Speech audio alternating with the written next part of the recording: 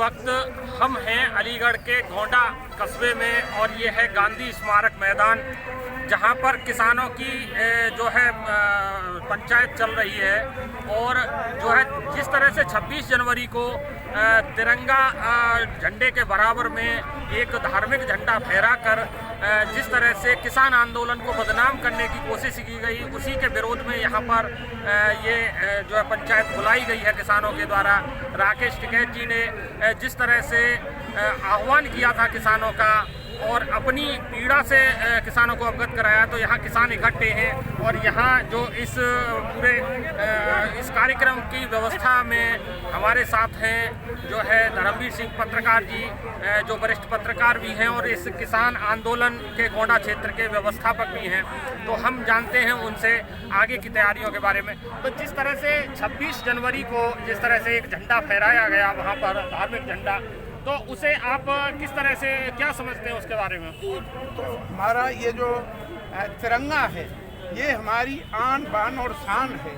ये आरएसएस के लोग हैं जिन्होंने किसान आंदोलन को कुंदधार देने के लिए उस पर लाल किले पर धार्मिक झंडा फहराया। नहीं, जिस तरह से ये दीप सिद्धू का नाम आया है और अभी तक दीप सिद्धू के खिलाफ कोई भी कार्रवाई नहीं हुई है, तो क्या लगता है आपको कि दीप सिद्धू के पीछे किन लोगों का हाथ है? ये तो सरकार का आदमी है दीप सिद्धू, अन्यथा कानून तो सबके लिए है ना, बराबर होती है। जैसे किसानों के खिलाफ 40 किसान संगठन हैं, उनके खिलाफ FIR दर्ज कर दी गई विभिन्न गंभीर धाराओं में 13 धारा, जिसमें देशद्रोह की धारा भी शामिल है। और जिस आदमी ने लाल किले का तिरंगा का अपमान किया वो आदमी बिल्कुल छुट्टा घूम रहा है, उसके खिलाफ कोई कार्रवाई क्यों नहीं हो रही? तो जिस तरह से दीप सिद्धू का नाम सनी देओल के मैनेजर के रूप में आया है, वो उनकी चुनाव प्रक्रिया का पूरा प्रबंधक रहा है, तो सनी देओल जी ने तो ये पल्ला झाड़ लिया कि हमारा इससे कोई लेना देना नहीं है। और बीजेपी के नेता भी ये कहते हैं कि हमारा भी इससे कोई लेना देना नहीं है। तो ऐसे में आपके नज़र में जो है इसकी गिरफ्तारी न होना क्या संकेत देती है? नहीं, गिरफ्तारी की तो दूर की बात है, मुकदमा भी उसके खिलाफ कायम नहीं हुआ, अन्यथा 24 घंटे में ये सारी प्रक्रिया पूर्ण हो जाती। किसानों को जो दिल्ली कभी नहीं गया, खेतों में ट्रैक्टर चलाता है, उन लोगों ने किसानों को बहका दिया, इस तरीके से इशारा कर दिया कि इस रोड पर जाना है। किसान को क्या पता लाल किला कहाँ है, IT कहाँ है, प्रगति मैदान कहाँ है? जैसे जिस तरह से किसानों का आंदोलन पिछले 60-62 दिनों से बहुत शांतिपूर्ण तरीके से चल रहा था और कोई भी ऐसी अप्रिय घटना नहीं घटी कि जिससे वहां लाखों की संख्या होने के बावजूद भी कोई ऐसा काम नहीं हुआ जिससे कि किसानों के ऊपर कोई बदनामी का दाग आए। ऐसे में 26 तारीख को ही क्यों चुना गया? वो तो तय थी, किसान ट्रैक्टर मार्च निकालते, किसान अपना ये गणतंत्र दिवस अलग मना रहे थे, सरकार इसमें बाधा पैदा कर रही थी। तो क्या डर था सरकार को? कोई खालिस्तानी बताता है, कोई पाकिस्तानी बताता है, कोई टुकड़ा गैंग बताता है, तो ये तो सब सरकार की साजिश है। तो किसान अपने हक के लिए लड़ रहा है और अपना हक लेकर ही रहेगा। जैसे सरकार की रणनीति बनाई हुई है। बीजेपी के जो नेता हैं उनका कहना है कि ये खालिस्तान के इशारे पर, पाकिस्तान के इशारे पर और जो विरोधी दल हैं उनके इशारे पर जो है किसान बहकावे में आकर के ऐसा कर रहे हैं। अब यही तो ताज्जुब है कि वो कहते हैं कि ये खालिस्तानी है, जब उनको पता है कि ये खालिस्तानी है, गिरफ्तार क्यों नहीं कर लिया पहले से?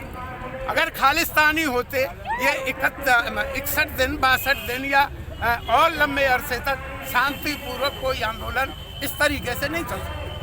जिस तरह से रात में राकेश टिकैत जी को गिरफ्तार करने के लिए गाजीपुर बॉर्डर पर आए और वो राकेश टिकैत जी गिरफ्तारी देना भी चाहते थे, लेकिन ऐसे में ही उन्होंने अपनी गिरफ्तारी रोक करके ये आरोप लगाया कि वहाँ एक बीजेपी के विधायक जो हैं अपने 100-200 गुंडों के साथ में हमारे लोगों के साथ मारपीट कर रहे हैं और इस तरीके से हमारे साथ धोखाधड़ी की जा रही है कि प्रशासन हमें गिरफ्तार करना चाहता है लेकिन वो लोग हमें पीटना चाहते हैं। तो ऐसा क्या कुछ हुआ है? हाँ, नहीं हुआ नहीं, लेकिन होता। राकेश टिकैत बहुत सुलझे हुए व्यक्तित्व हैं, वो सारे देश को ये आंदोलन की एक गति दे रहे हैं, लोग उनको बहुत सुनना पसंद करते हैं।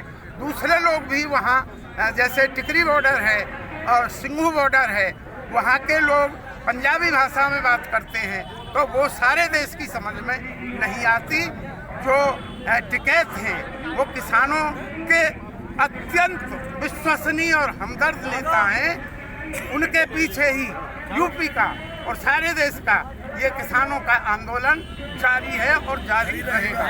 जैसे कल जो है गाजीपुर बॉर्डर पर जो है टिकैत जी के उस सभा स्थल को वहाँ से हटाने के लिए टेंट भी हटाए गए हैं, वहाँ से जनता को भी हटाया गया, ट्रैक्टर भी हटाए गए और वहाँ पर रात को जो है लगभग उन्होंने बहुत सारा एरिया खाली करा लिया था।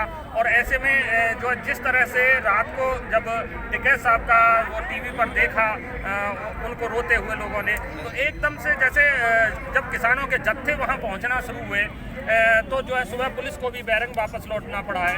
ऐसे में तो उस कल की घटना से आप क्या समझते हैं, इसका क्या परिणाम निकलेगा? ये सच नहीं है। ये 26 तारीख को जो लोग गए, जो अस्थायी व्यवस्था किसानों के रुकने के लिए की गई थी, वो वहाँ से वापस आने थे 27 को, वो 27 को वापस आ गए।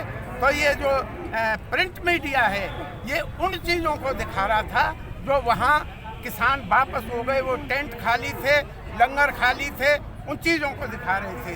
वहाँ थोड़े किसान थे, लेकिन जैसे ही राकेश टिकैत ने आंसुओं के रूप में किसानों का दर्द व्यक्त किया तो एकदम सारी यूपी में उबाल आ गया और 1:30 बजे के बाद वहाँ लाखों की संख्या में किसान सुबह 5 बजे तक मौके पर पहुँच चुके थे। नहीं, जैसे जिस तरह से मुजफ्फरनगर और मेरठ के किसानों ने वहाँ ये कह दिया है कि अब हम दिल्ली का पानी भी नहीं पिएंगे, वहाँ पानी की व्यवस्था जिस तरह से उन्होंने वहाँ बिजली पानी काटे गए हैं, तो ऐसे में वहाँ बहुत सारे किसानों के जत्थे अब पहुँचना शुरू हो गए हैं और क्षेत्र में भी चारों तरफ भ्रमण चल रहे हैं किसानों के।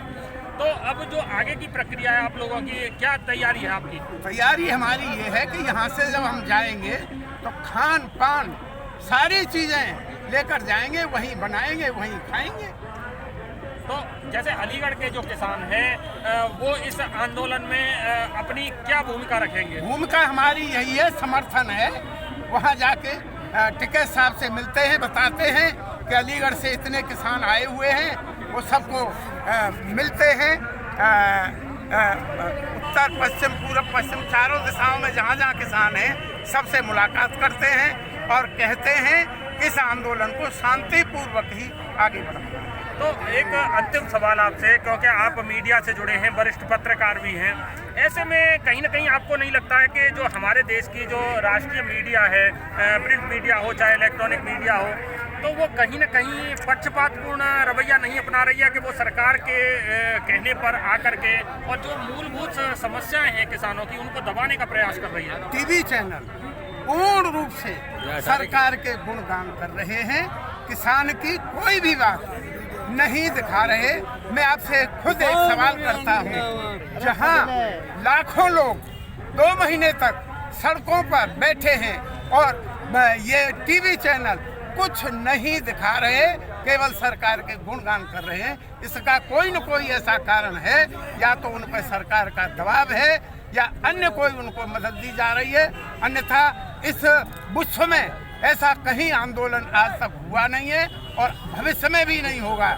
मीडिया कहाँ सो गया भाई? उसको दिखाना चाहिए कि ये लाखों लोग सड़कों पर पड़े हैं, ये अपना हक मांग रहे हैं, सरकार से कुछ नहीं मांगा। किसान ने कभी सरकार से कुछ नहीं मांगा।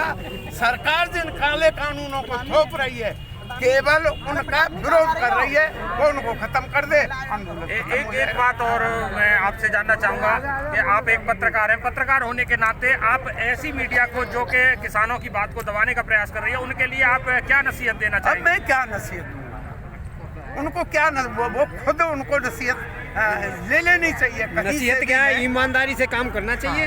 उनको जो आप सब देख रहे हैं क्या हो रहा है। ठीक है, बहुत बहुत धन्यवाद। तो जिस तरह से यहाँ पर जो है यहाँ जो है पूरा लोगों की भीड़ जमा है और जो है यहाँ पे किसानों की बहुत बड़ी तैयारी है। और यहाँ से जत्थों में जो है गाजीपुर बॉर्डर पहुँचने की तैयारी हो चुकी है और जैसे कल की जो घटनाक्रम हुआ है दिल्ली में, उसको लेकर के यहाँ किसानों में खासा उबाल है और ये आंदोलन अब और तेज गति पकड़ने वाला है। ऋषि सारस्वत, सक्षम न्यूज, अलीगढ़। आप देख रहे हैं सक्षम न्यूज इंडिया, सबसे पहले सबसे तेज।